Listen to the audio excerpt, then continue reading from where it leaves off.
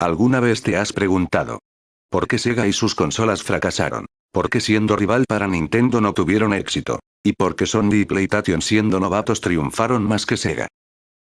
Hola amigos, hoy les traigo un tema que me ha dejado impactado. Porque yo siendo fan de Sega vi cómo fracasaron sus consolas siendo de alta calidad. Hoy les traigo este tema. Si no han oído este tema presten mucha atención.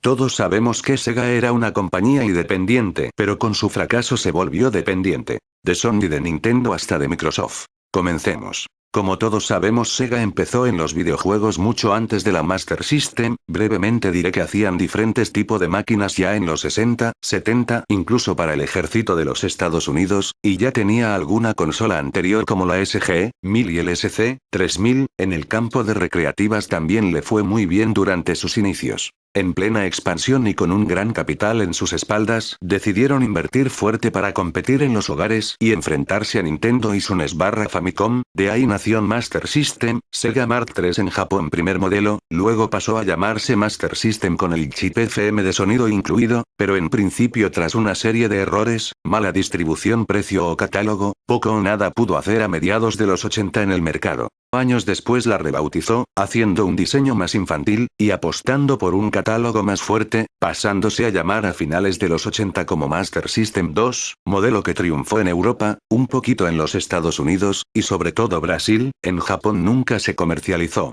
Lo que en principio fue un fracaso muchos años después dejó de serlo.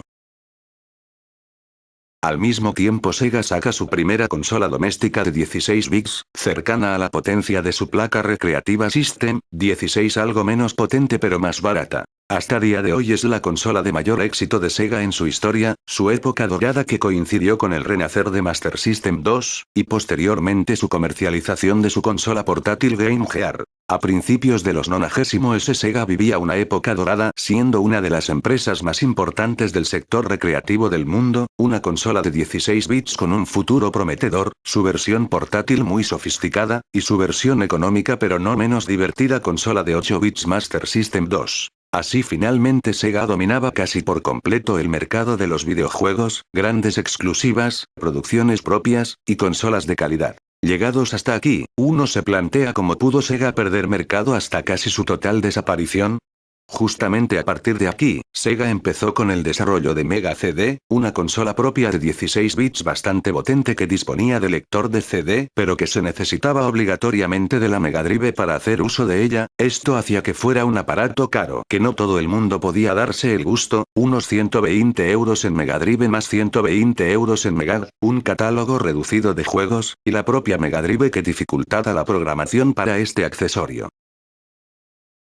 La foto corresponde a Mega CD2, una versión más reducida y económica que salió posteriormente y posiblemente el modelo más popularizado. El 1 es más grande, se situaba debajo de la consola y ya era a simple vista más caro. A partir de estos acontecimientos Sega se desvirtuó por completo de sus consolas estrellas y destinó dinero para desarrollar juegos para una máquina minoritaria como Mega CD, aunque esta no fue mala del todo.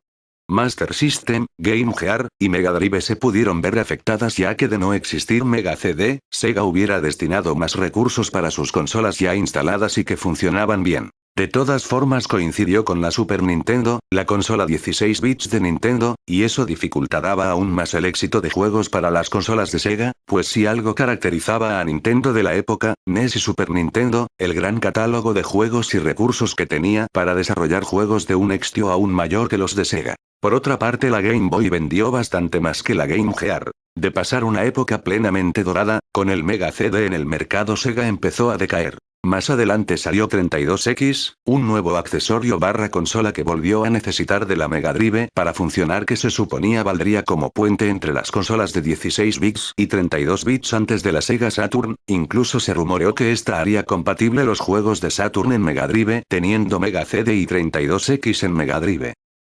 Nuevamente Sega produjo y desarrolló un buen número de juegos para 32X, consola que vendió aún menos que Mega CD, y es el mayor fracaso de Sega hasta el momento y gran parte de culpa de su desaparición. Resumiré diciendo que esto fue una decisión de Sega América, y no de Sega Japón. Aún a pesar de todo, en el momento que apareció 32X, no es que fuera una compañía que había dejado de ser buena, Todo lo contrario, era muy buena, ni tampoco quiero decir que Mega CD o 32X fueran malos del todo, el problema es que como compañía tienes unos recursos, y estos son limitados. Se encontró de la noche a la mañana con tener que hacer juegos, y pagar exclusivas, para Master System, Mega Drive, Mega CD, 32X y Game Gear, más juegos de recreativas. El resultado fueron juegos muy malos, de todas formas hay alguno bueno, pero es más anecdótico que otra cosa, para Mega CD y 32X, cuando podrían haber mejorado la calidad de los títulos de Mega Drive por ejemplo, centrándose en su máquina de mayor éxito. Para mi gusto esta fue la tumba de Sega. La inestabilidad de los juegos de Sega frente a los de Nintendo es finalmente el resultado de una política de empresa menos centrada, los juegos de la rival japonesa siempre conseguían crítica y público a su favor, mientras que ciertos juegos de Sega podían ser realmente malos, y pasar a producir otros muy buenos, muchos juegos y muchas plataformas en el mercado de una sola compañía. Acabada la generación de los 16 bits, y puestos a mejorar su imagen, sacaron su consola de 32 bits Sega Saturn, consola que prometía ser la nueva consola de éxito de Sega. Pero esta vez no contaba con Sony y su PlayStation.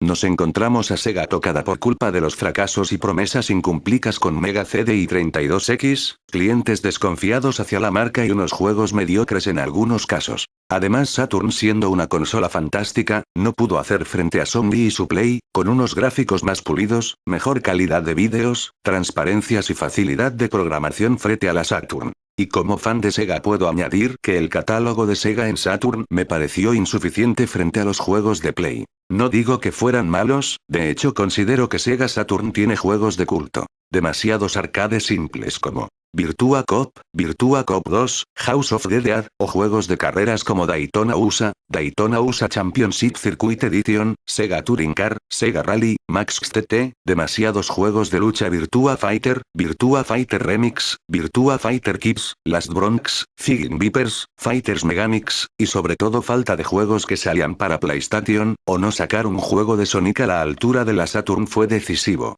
Creo que Sega Japón tras el increíble éxito de PlayStation, no supo desarrollar, en general, juegos tan buenos como lo eran para Mega Drive. Sega había perdido en general un poco el rumbo, y a la Saturn le faltó cobertura, juegos más variados y mejores por parte de Sega. El resultado fue un fracaso estrepitoso. Esto provocó el adelanto de Dreamcast, su nueva consola de 128 bits, y el inicio de otra generación. Pero ya poco o nada pudo hacer frente a Play 2.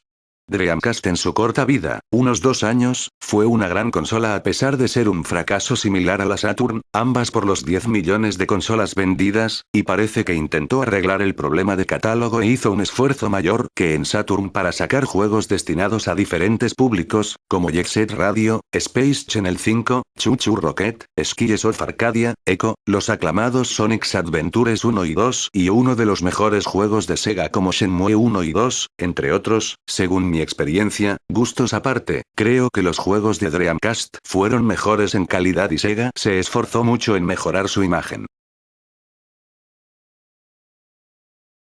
De todas formas todo el esfuerzo no le ayudó, con apenas 2 años de Dreamcast, Sega abandona definitivamente de fabricar consolas, pasaron a versionar la mayoría de sus juegos para Play 2, Xbox, GameCube e incluso PC, empezó con los ports y acabó desarrollando juegos nuevos. Actualmente es una compañía fuerte tras la fusión con Samy en máquinas tragaperras japonesas, aún sigue dando coletazos en los recreativos, aunque esto es significativo más que nada, y vende muchos millones de juegos al año para todas las plataformas del mercado, unos en exclusiva. ¿Creéis que compañías como Sony, Microsoft o Nintendo pueden aprender de los errores de Sega? ¿De cómo se puede estar arriba y perderlo en 10 años? ¿Qué fue más decisivo, los juegos o las consolas en sí? Mega CD y 32X debieron de existir. Como nota final, guardo especial cariño a Saturn, y pienso que tiene juegazos, pero reconozco los méritos de Sega para no vender bien en su época, a pesar de todo hay un puñado de juegos que están a la altura de los mejores de su generación y están en la Saturn. Edito. He corregido algunas frases mal construidas, y de paso diré que pienso que las compañías deberían aprender de estos errores, fueron varios, no solo creo que solo fuera un problema de las consolas de Sega, también opino que podría haber mejorado la calidad de sus títulos, y con esto no quiero decir Mega Drive, hablo más que nada de todo lo que pasó posteriormente. Saturn o Dreamcast fueron consolas estupendas, posiblemente técnicamente inferiores a Play y Play 2, pero un catálogo fuerte podría haber cambiado el rumbo de la historia. Wii, siendo inferior a las consolas de su generación, ha sido la más vendida. Nintendo 64 no gozó de la popularidad de Play y sin embargo hubieron juegos éxito de ventas.